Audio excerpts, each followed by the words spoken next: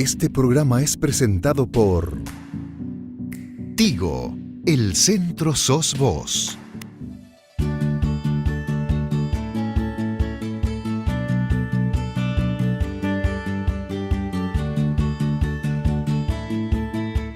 Hola, ¿cómo están? Bienvenido a un capítulo más de Emprendedores Pro, este espacio que tiene como objetivo contarte historias reales de emprendedores paraguayos que están sacrificándose, que están buscando innovar, que están buscando salir adelante. Y el día de hoy te voy a contar la historia de Fernando Papalardo, vamos a conocerlo y vamos a conocer este emprendimiento bastante particular, un spa para hombres. Así que te invito a que me acompañes a compartir su historia.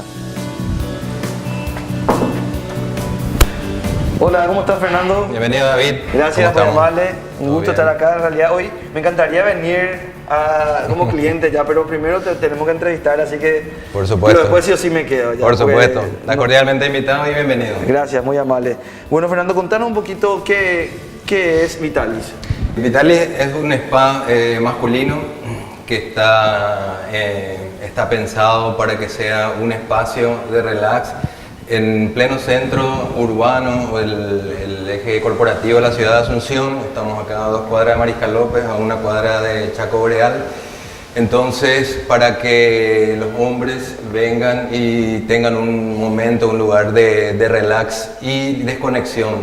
El spa está pensado de manera tal a que las personas tengan un momento de desconexión y ese ajetreado ritmo de vida que todos llevamos, podamos tener ese momento de relax y desconexión. Súper importante. En este lugar. Realmente. Bueno, Fernando, no sé si podemos pasar un poquito a conocer. Por supuesto. Fernando, o sea, de hecho es un rubro muy particular este, ¿verdad? El de spa para hombres, que empezó hace no demasiados años acá en Paraguay, ¿verdad?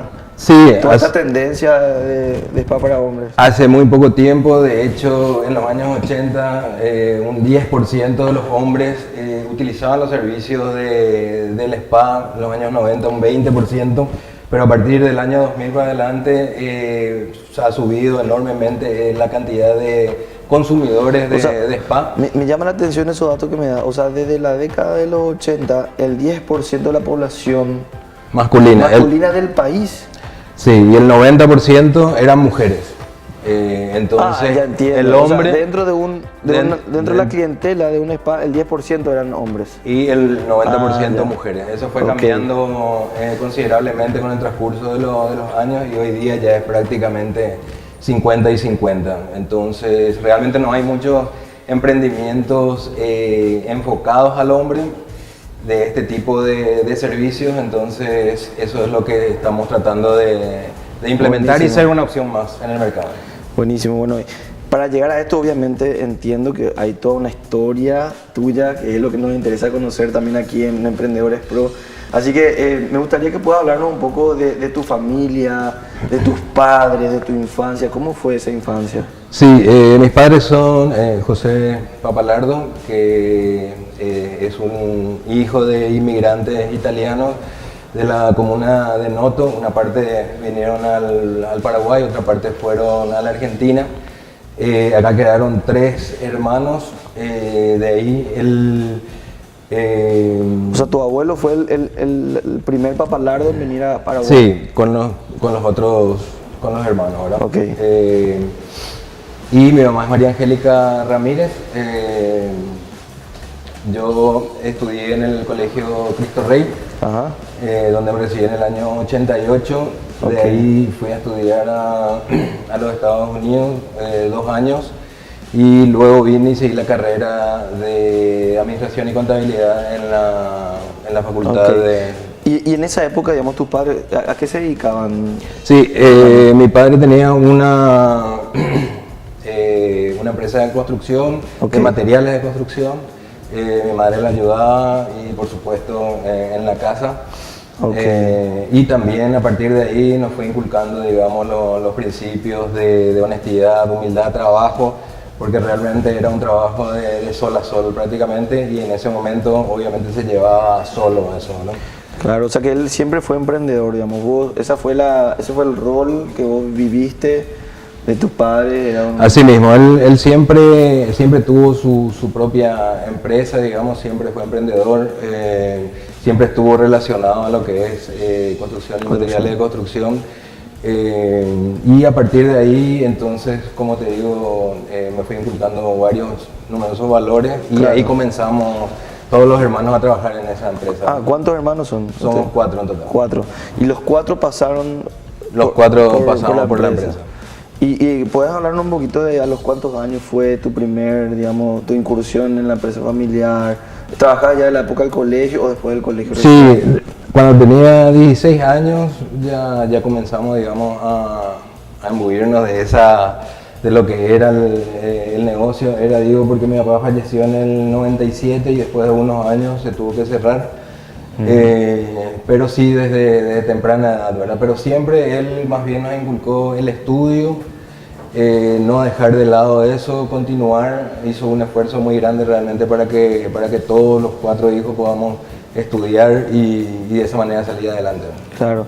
¿Todos tus hermanos son emprendedores hoy en día o hay algunos que están trabajando en carácter de dependencia dentro de otra empresa? No, son todos emprendedores. Tengo un hermano que vive en los Estados Unidos desde el año 88 y otros 2 hermanos que son también emprendedores.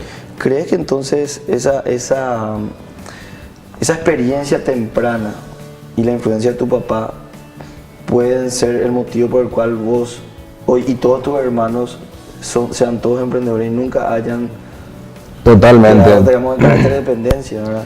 Totalmente. La experiencia a partir de todo lo que él nos inculcó en esa época fue muy importante. De todas maneras, mi experiencia primera laboral fue de empleado dependiente, ¿verdad? Claro, claro. Pero siempre estuvo ahí ese bichito de emprender, de dejar de lado el ser empleado y tener un pequeño emprendimiento. Siempre estuvo eso. Porque viste que cuando hablamos de educación emprendedora principalmente, ¿verdad, Fernando? Está el famoso paradigma, ¿verdad? De cómo educarle a tu hijo y que la familia muchas veces y todo el sistema educativo nos prepara para ser empleados antes que para ser emprendedores, ¿verdad? Por el tipo de información, por las materias, justamente todas las materias universitarias obvian muchas veces esa perspectiva del empresario o del emprendedor, ¿verdad? Y en tu caso, por lo que vos nos estabas contando, es algo demasiado claro, ¿verdad? Cómo tu padre en esa edad tan importante de la vida de ustedes que se estaban formando, influyó para que todos al final terminen siendo emprendedores, ¿verdad? A diferencia de cualquier otra persona que de repente se quedan años y años dentro de una misma empresa, ¿verdad? Y luego de esa experiencia laboral en la familia de tus padres, ¿cuál fue tu siguiente paso laboral? Digamos, ¿ya saliste a emprender o trabajaste en otra empresa? Sí, ¿Volviste a Estados Unidos? Volví a Estados Unidos en el año 90, ingresé a lo que era en ese momento el Banco Holandés Unido, que posteriormente se transformó en el Banco ABN, un banco holandés, luego pasó a ser el ABN AMRO. Estuve ahí 12 años, de los cuales en el año... 12 años. Sí, en el año 97 estuve un año en Holanda y en el año 98 estuve 2 años en la sucursal de Buenos Aires. Siempre estuve en la parte financiera y la parte de cambios. Cambio financiero, o sea que los números son tu tema entonces. Exactamente, sí. Imagínate, pasaste por 12 años de banco, que es un laburo súper, con muchísima presión, ¿verdad? Y números otra vez, o sea, constantemente ahí verificando números y cambios, así, teniendo llamadas, Sí. mirando tu tablero seguro del tipo de cambio. Así mismo. Y te metiste ahora en rubro de spa, ¿verdad? Sí, ¿Será que te estresaste demasiado en esa época que ahora... Justamente, para tratar de buscar un poco una solución a ese nuestro estrés laboral Claro. diario que tenemos, es, entre bromas en serio, es realmente uno de los motivos por los cuales quise crear este tipo de emprendimiento, porque sé lo que se vive en el día a día laboral, en el estrés laboral, no solo en el estrés laboral, sino salimos a las calles, otra vez nos encontramos con ese tráfico caótico. Claro. Y el estrés genera una cantidad innumerable de enfermedades físicas. Buenísimo, estamos en compañía de Fernando Papalardo, hablando un poquito de la historia de Fernando. En el siguiente bloque vamos a hablar un poquito más de lo que pasó después de esos 12 años en el banco y cómo fue ese camino del estrés al relax aquí en Vitali Spa. Así que vamos a un breve corte y continuamos enseguida.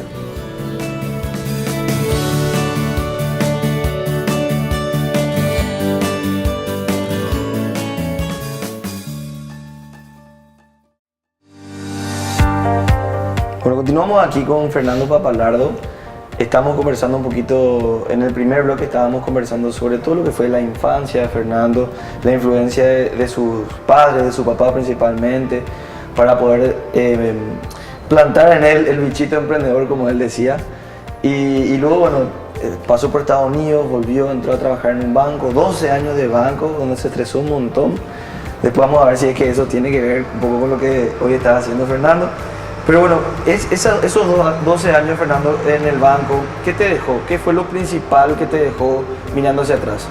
Bueno, realmente fue una escuela extraordinaria, o sea, hablamos de la escuela holandesa, que es muy, si bien distendida, a la vez estricta, es un poco difícil de explicar, pero está todo bien estructurado, paso a paso. Es indudablemente la mejor escuela que podemos recibir de enseñanza, o sea, todas las personas que trabajamos en la institución. Porque fue estoy seguro que tienen muy esa particular. idea. ¿Cuántos años tenías cuando empezaste a trabajar ahí en el banco? 19 años.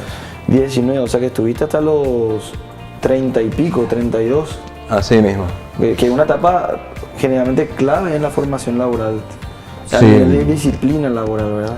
Sobre todo eso. Y imagínate en los años 90, cuando todavía no había nada por escrito, lo que hoy conocemos como OIM, no existía en otras instituciones, ahí estaba todo perfectamente establecido, ¿no? Era como una máquina que uno sabía perfectamente lo que tenía que hacer y estaba cubierto cada uno de los aspectos.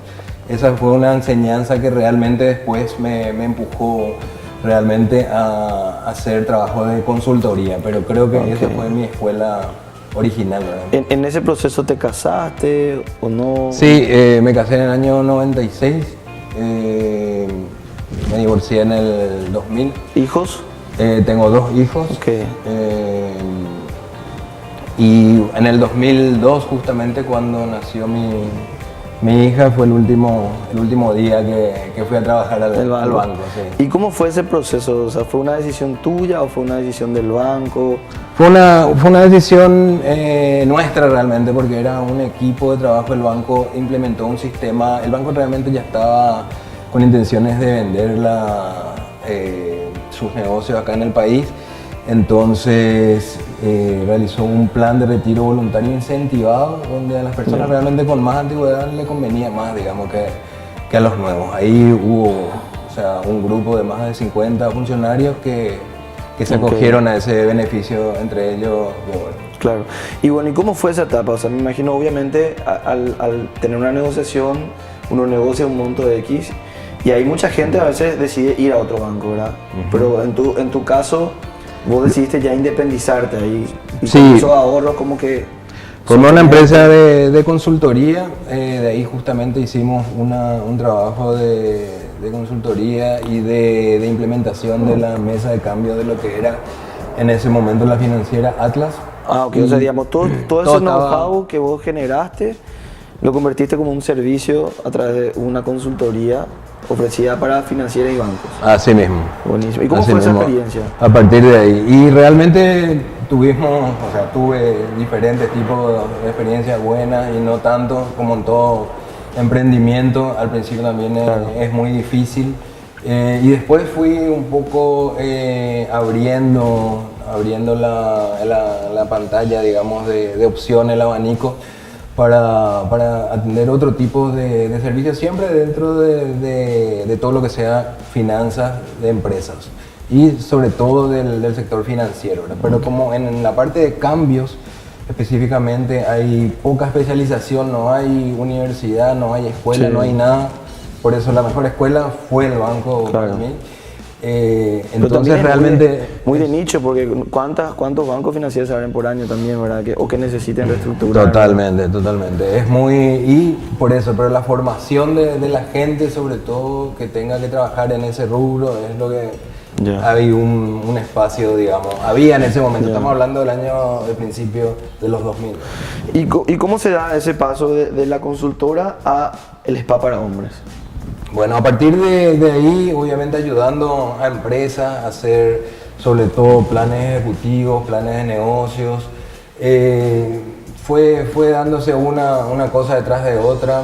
Realmente cuando era niño siempre también mis padres me inculcaron mucho la práctica del deporte, que tiene mucho que ver con el bienestar físico, y a partir de ahí fui barajando, digamos, las alternativas. Definitivamente el estrés es un problema endémico que genera numerosas enfermedades físicas ¿Te y lleva a mentales. pasar algo Entonces, a vos, Fernando?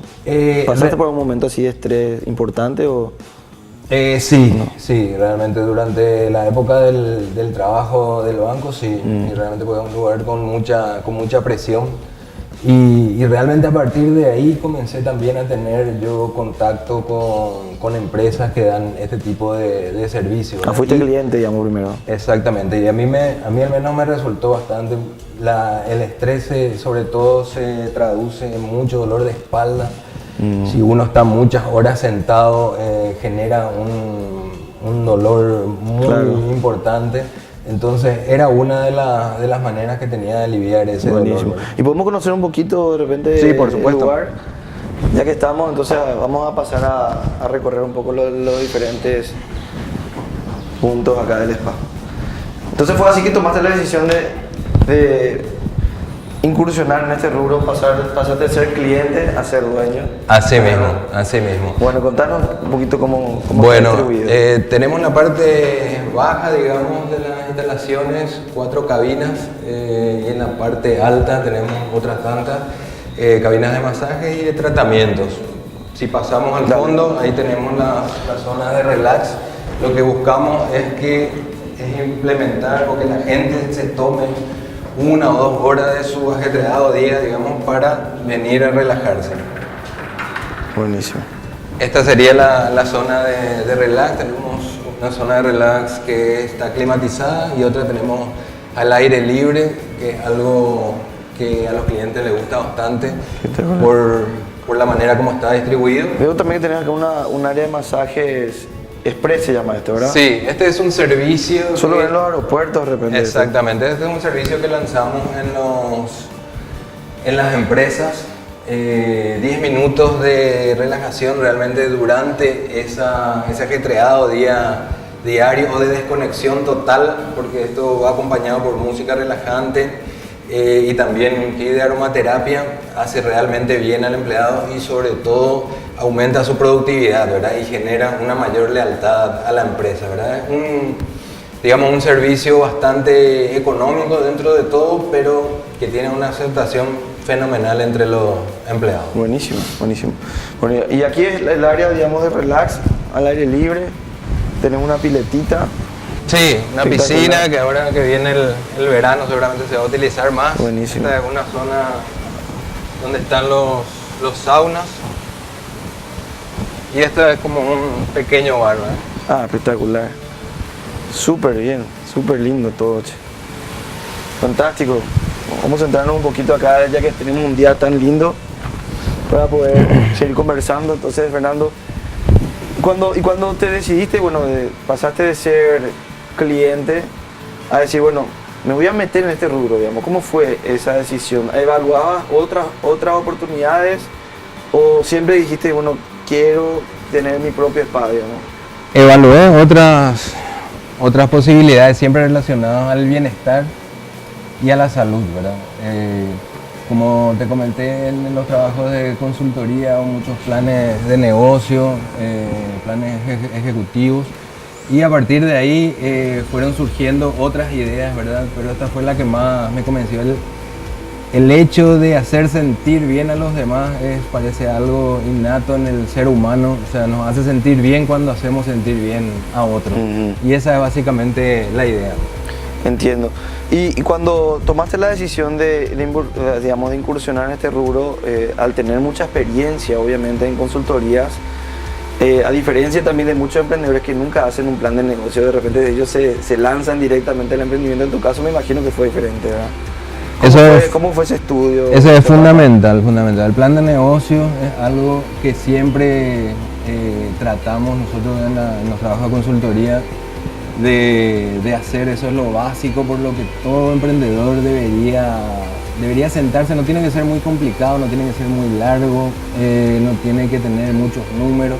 Tiene que tener simplemente la visión del emprendedor tomar algunas notas sobre la competencia, sobre el público objetivo, sobre inclusive la ubicación, en este caso del spa es fundamental, no solo la ubicación, sino tener también un lugar de un estacionamiento privado como tenemos nosotros, la gente da mucho valor. Entonces, ¿qué es lo que da realmente valor al cliente? Y no es qué pensamos nosotros qué valor le va a dar, ¿verdad? Es realmente preguntar, sentir nosotros mismos, ir a recibir el servicio de la competencia, por decir así, y ver qué es lo que no nos gusta a nosotros como personas que vamos a recibir el servicio.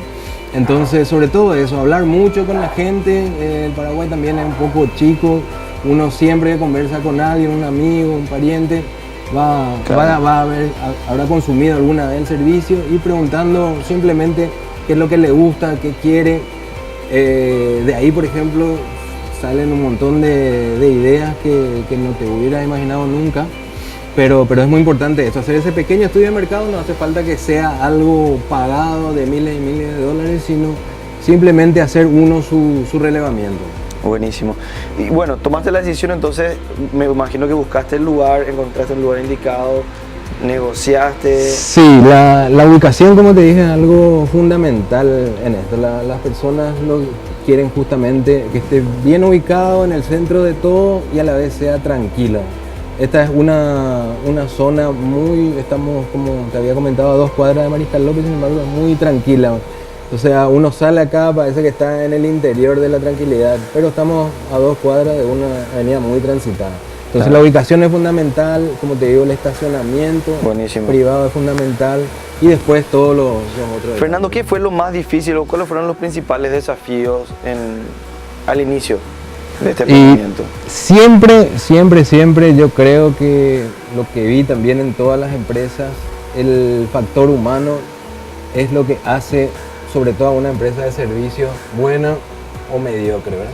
Claro. Entonces, sobre todo eso, personal capacitado y gente no solamente capacitada, sino que tenga deseos de seguir capacitándose o mejorar, digamos, su calidad de vida.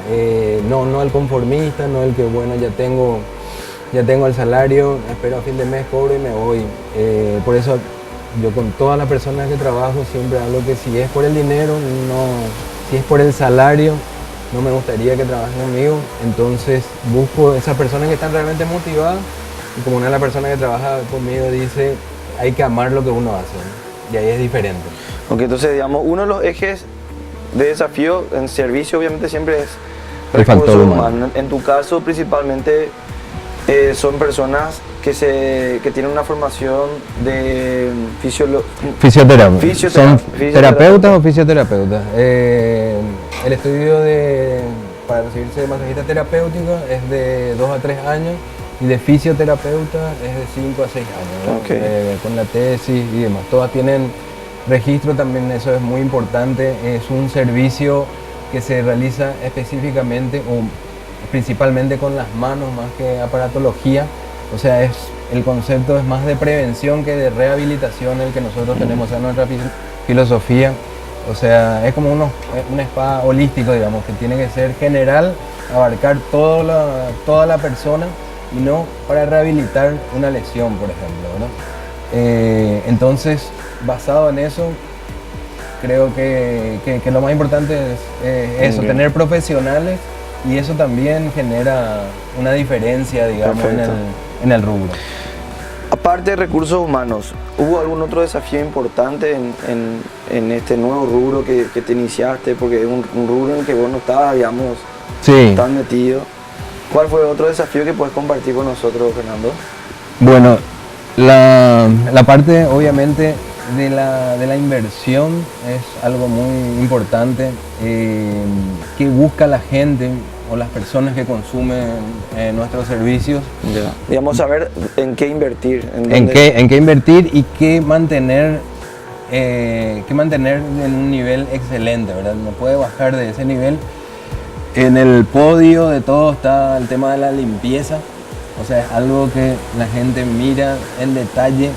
O sea, tiene que estar todo brillante, todo perfectamente ordenado. Y sobre todo la parte de ambientación, ¿verdad? La gente también valora mucho todo lo que es ambientación, Claro, que huela bien, que se vea bien. Ese tipo de cosas que fueron dándose una con otra, que parecen sencillas, parecen que vienen ya como algo que tiene que ser seguro, pero no es algo que vemos realmente en nuestra industria de servicios también. Excelente. Cuidar los detalles. Bueno, estamos acá disfrutando ya de los 5 sentidos.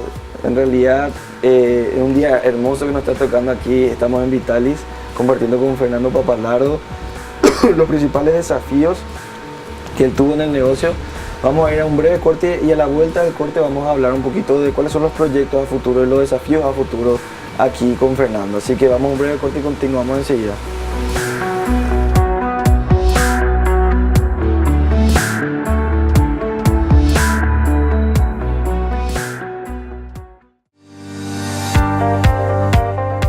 Continuamos aquí con Fernando Papalardo, él es fundador de Vitalis, estamos en un spa para hombres y cada vez nos estamos poniendo más cómodos. Si se dan cuenta, estamos ya acá en otro ambiente, seguimos todavía aquí en el área exterior y estábamos conversando un poco con Fernando de los desafíos en este rubro, ¿verdad? Como él mencionaba muy bien, cuando hablamos de servicio, uno de los principales desafíos obviamente cuando hablamos de servicio son las personas. Y también este rubro en donde quizás hay muy poca formación también de servicio, ¿verdad? Quizás más en la parte técnica, ¿verdad? Pero un poco en la atención, en cómo atender a las personas, atención al cliente, como que también siempre es un desafío. Totalmente, y eso es un punto fundamental el que trajiste justamente a colación, la atención al cliente. O sea, no es solo brindar un servicio de calidad, sino la manera como se trata desde principio a fin, ¿verdad? Desde recibirle al cliente hasta que se retira, ¿verdad? Eso es algo fundamental y donde tampoco, yo creo que más bien forma parte de la forma de ser, del carácter de la persona, más que una formación.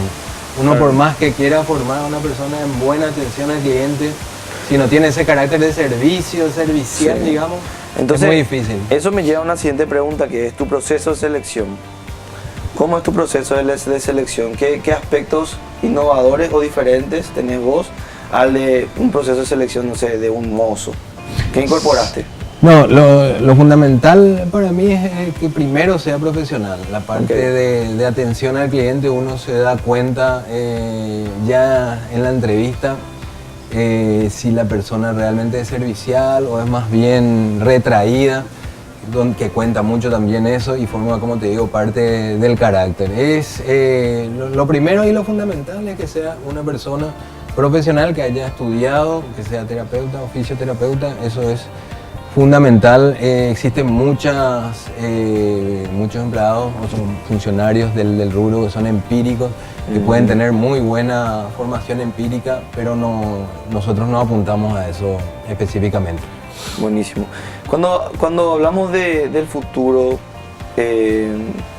y pensamos, obviamente, una palabra clave siempre en las empresas es la innovación, ¿verdad?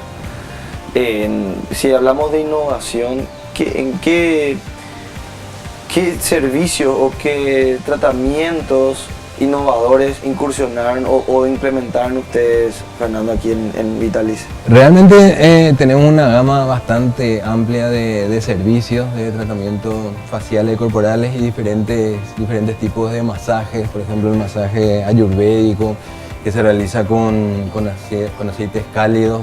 También tenemos una manta térmica que hace que se relaje realmente el cliente. Entonces tenemos una serie de servicios diferentes donde tratamos y también a partir de las necesidades de los clientes, escuchamos mucho a los clientes qué es lo que ellos necesitan, que buscan. También implementamos el servicio de taping para la parte deportiva, que es algo donde estamos innovando a diferencia de otros spas, digamos. ¿Qué sería el taping? El taping es una cinta que se utiliza colocándola por un profesional siempre a lo largo de un músculo específico que ha tenido una lesión, una contractura o inclusive para estabilizar una zona. Ya en el año 57 fue descubierta, fue implementada, patentada por un fisioterapeuta japonés y tiene realmente muy buena aceptación entre los deportistas. Ese fue un desafío nuestro, implementar ese tipo de servicios dedicados a los deportistas como eso o como el masaje deportivo pre y post competitivo, sobre todo el post competitivo, ¿no? Porque uno después de trotar, después de correr una maratón necesita descargar, eliminar el ácido láctico que está acumulado en los músculos. Entonces es fundamental eso para prevenir lesiones. Como te había dicho, nuestra filosofía es la prevención. Entonces apuntamos mucho ahora como innovación a todo lo que es deporte. Buenísimo. Y hacia futuro, ¿cuáles son los planes que tenés, Fernando? Bueno, ¿Qué se viene? ¿Qué está pasando por tu cabeza? ¿Qué sí, planes? y muchas cosas. Uno una vez que entra en un emprendimiento que le gusta, que le apasiona, realmente a mí lo que me gusta es hacerle sentir bien a los demás, los clientes que nos visitan. Entonces, lo que vemos es muchos nichos en ciudades como Encarnación, Ciudad del Este. No existen, es cierto, no existen. Yo No hay ninguna, no hay prácticamente opciones de este tipo de servicios spa. Entonces ya me han contactado para hacer un esquema de franquicias. Entonces quizás por ahí sea, quizás no, pero son alternativas que estamos barajando. Aparte, donde hay una aceptación brutal es en las empresas con respecto al servicio de masaje express. O sea, tuvimos realmente muchísimas consultas y en las empresas donde estamos actualmente en 6 empresas, brindando servicio a más de 100 funcionarios al mes. Entonces, y realmente, o sea, tenemos por ejemplo contratos de 3 meses que vencen y los mismos funcionarios piden que continuemos. O sea, ni siquiera, o sea, la empresa se queda como medio descolocada por el pedido porque el contrato fue por 3 meses y por 3 meses, pero, o sea, digamos que hay una presión de los mismos funcionarios y es algo que tiene una aceptación muy grande. Creo que ahí está entrando mucho esa política o esa filosofía de bienestar laboral en las empresas. Y es muy importante eso porque es un cambio en realidad de filosofía el que debe darse dentro de la empresa para que una empresa tome la decisión de invertir en servicio de masaje para su funcionario, ¿verdad? Sí. Hay toda una lógica detrás de eso. Y como habíamos hablado un poco cuando hablábamos de la reseña de mi historia laboral, la ABN AMRO fue el primer banco que implementó el día de masaje en la empresa. Era prácticamente un piso completo donde los empleados tenían la opción de tener ese servicio durante 10 minutos. Y ahora hay varios bancos que se están adhiriendo a lo que nosotros le llamamos movida antiestrés laboral. Vida antiestrés Movida. Ok, eso es algo nuevo. Sí, entonces es algo realmente novedoso. Mucha gente realmente no, si bien hay algún tipo de emprendimiento que ofrece ese servicio, o sea, nosotros tenemos muchísima gente que consulta sin saber que existía tal cosa. Buenísimo. Y los resultados, me imagino, también son muy... Los resultados son muy alentadores y yo creo que los jefes mismos se dan cuenta, ¿verdad? A partir de esa necesidad. Al principio realmente lo que vemos es que el paraguayo en general es tiene un poco de recelo de recibir este tipo de servicios, pero una vez que lo recibe, o sea, no quiere dejar de utilizarlo. Buenísimo. Entonces, los principales desafíos son poder sistematizar toda la atención aquí para poder franquiciar después el spa y buscando nichos a nivel de regiones donde todavía no está implementado, ¿verdad? Y potenciar el relacionamiento, o sea, los servicios para las empresas donde hay un nicho también enorme y hay un cambio de paradigma, ¿verdad? Totalmente. Todo eso requiere mucha inversión, obviamente, aparte de toda la que ya hiciste, ¿verdad? Siendo vos una persona que viene del mundo bancario, ¿qué podés hablarnos un poquito de las oportunidades de financiamiento que existen hoy en Paraguay para los emprendedores? Que tengan proyectos como este o como cualquier otro, ¿verdad? Y realmente es una de las murallas, una de las trabas que tiene todo emprendedor, ¿verdad? El financiamiento. Es muy complicado realmente. Hace falta tener ya un historial bancario importante para tener un préstamo, digamos, comercial, que también tenemos que tener en cuenta que tiene que ser a una tasa bastante razonable para que tenga sentido financiero, digamos, el emprendimiento. Claro, porque de repente al inicio vos los márgenes que tenés son relativamente bajos y si tenés que otra vez, que si eso te come otra vez por los intereses, Totalmente. el que está ganando del banco no sos vos, ¿verdad? Claro. Entonces, esa línea de crédito para emprendimientos nuevos no existe. No existe, Prácticamente.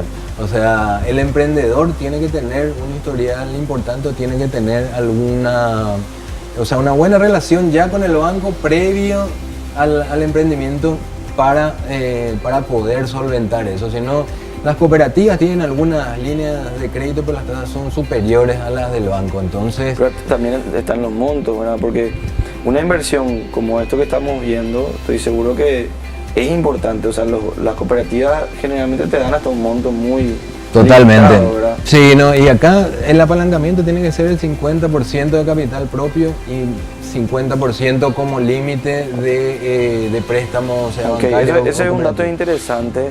O sea, para aclarar un poquito el apalancamiento es cómo está estructurado tu capital inicial, cuánto es capital propio y cuánto es capital del préstamo, ¿verdad? Y vos me hablas con bastante seguridad que es 50%. ¿Por qué? ¿De dónde salió esa experiencia que es la mitad lo que necesitabas pedir de préstamo? Y eso sobre Porque- todo es por esa carga justamente de intereses que uno tiene que soportar, y no solo intereses, porque el sistema de crédito de los bancos es capital más intereses y es una erogación importante al mes. O sea, no es que uno simplemente va pagando los intereses y el capital a vencimiento, por decirte que sería lo ideal, o ir Claro. amortizando anualmente. Ese tipo de préstamos tienen muy pocas entidades. O sea, vos estás totalmente en contra que vos utilices 100% de un préstamo para un emprendimiento. ¿Vos crees que es importante que vos metas la mitad que sea capital propio? Sí, capital propio o buscar algún inversionista, ¿verdad?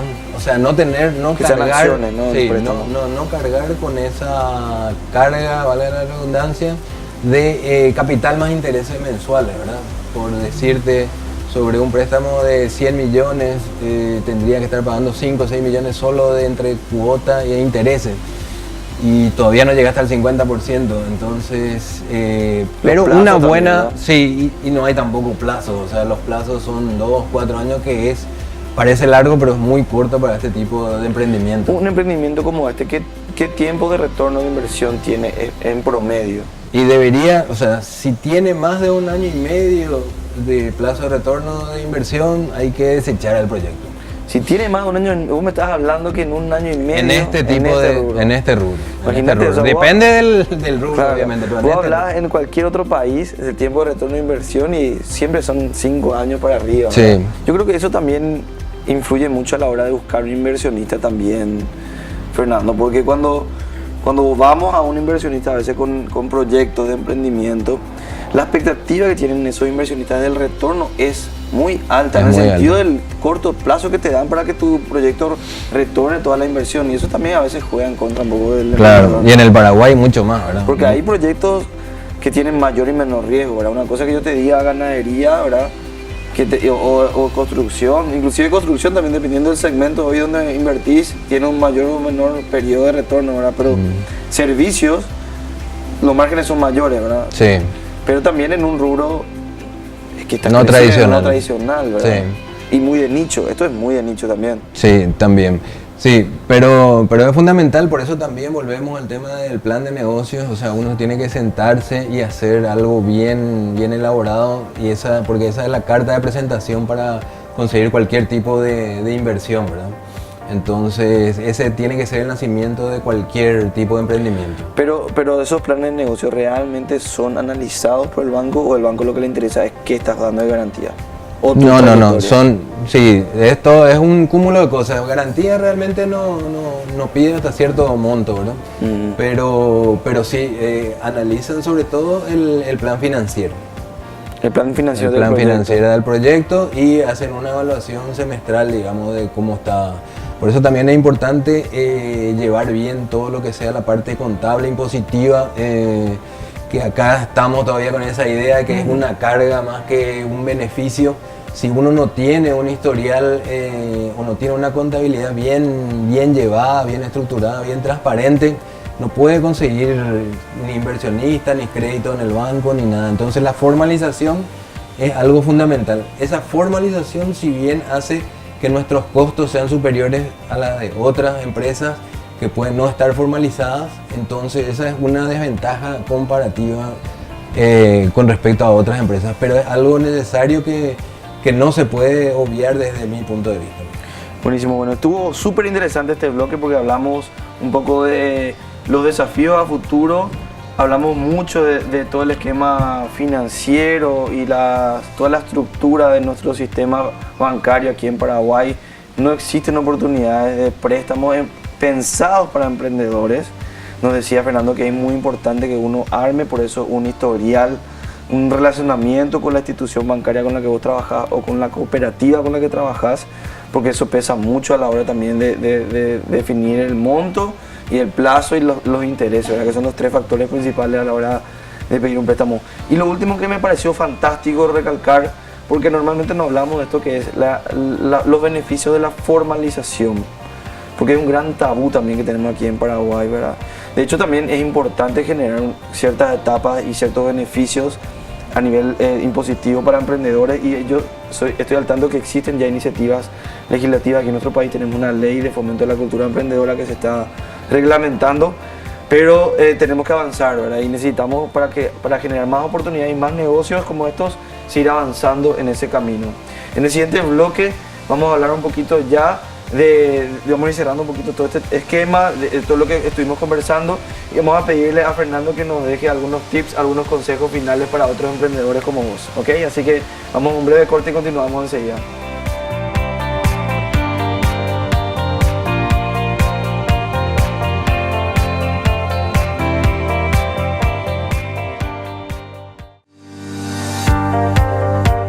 Bueno, estamos llegando al final del programa del día de hoy. La verdad que fue súper instructivo, aprendimos un montón, conocimos un rubro totalmente diferente a los rubros que venimos conociendo a lo largo de estos últimos programas. Así que Fernando, te agradecemos muchísimo por tu tiempo. Gracias a usted. Y queremos pedirte un último favor, que si nos podés dejar algún mensaje o algunos tips o consejos o alguna frase, algo que puedas transmitirle a toda la audiencia, a todos nuestros emprendedores que nos siguen.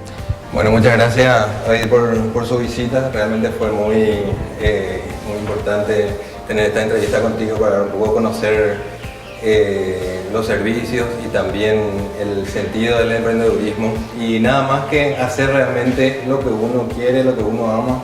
Y es la única manera de levantarse todos los días para seguir adelante, porque ser emprendedor realmente es muy complicado, hay muchísimas barreras, y entonces para no desistir al primer problema que tengamos es necesario que nos guste, que amemos lo que hacemos. Sin eso creo que es imposible. Y nada, solamente hacer los deberes previamente, realizar cualquier tipo de emprendimiento. Eso es la parte financiera, la parte de recursos humanos, la parte de marketing, todo el plan de negocio del cual hablamos desde un principio, hacerlo con ayuda de un profesional o nosotros mismos de alguna manera para marcar nuestra hoja de ruta. Sin una hoja de ruta no tenemos un camino, sin un camino no podemos llegar al objetivo. Excelente, bueno, sumando a lo que está mencionando Fernando, que pudimos ver en el emprendedor del día de hoy, pudimos ver una influencia muy importante familiar.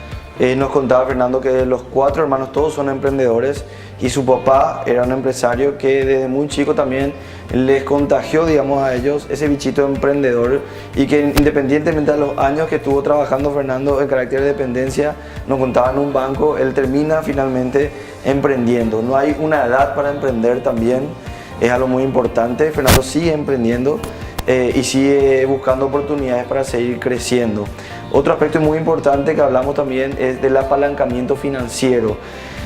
Fernando nos aconseja, que fue un dato sumamente importante, nunca financiar el 100% de tu proyecto a través de un préstamo. Por lo menos la mitad de todo tu capital trata de que sea un capital propio y la otra mitad sí puede ser un préstamo, para no terminar trabajando vos para la entidad financiera o para el banco o la cooperativa finalmente, ¿verdad? Para cuidar que esos intereses no afecten demasiado tu rentabilidad y que tu negocio pueda ser sostenible a largo plazo, ¿verdad? Finalmente también encontramos un emprendedor que entró en un rubro totalmente diferente. Imagínense, él venía del rubro bancario y tomó la decisión de incorporarse en un rubro diferente, pero independientemente a que es un rubro en el que él no tenía experiencia, hay una conexión de pasión. Él pasó por momentos de mucho estrés y de mucha dificultad y se convirtió en un cliente de este servicio. Entonces también es un rubro que, por más de que él no haya tenido experiencia previa laboral, es un rubro que a él le apasiona. Por eso que esto está creciendo y por eso que está funcionando. Así que trata de buscar también lo que a vos te apasiona a la hora de decidir el rubro en el que te vas a incorporar, ¿verdad?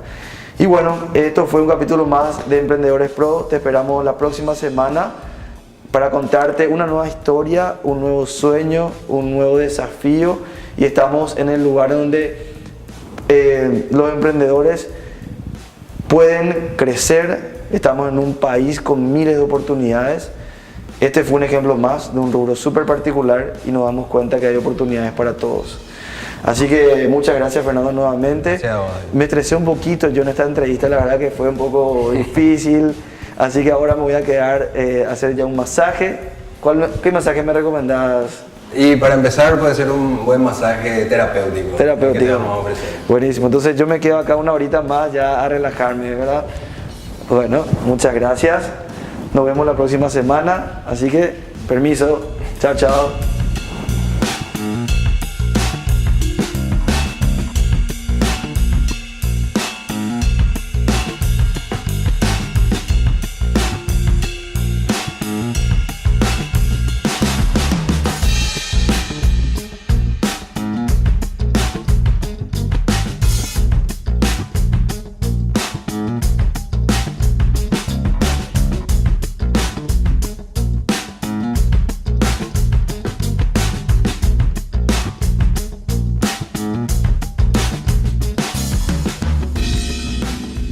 Este programa fue presentado por Tigo, el centro sos vos.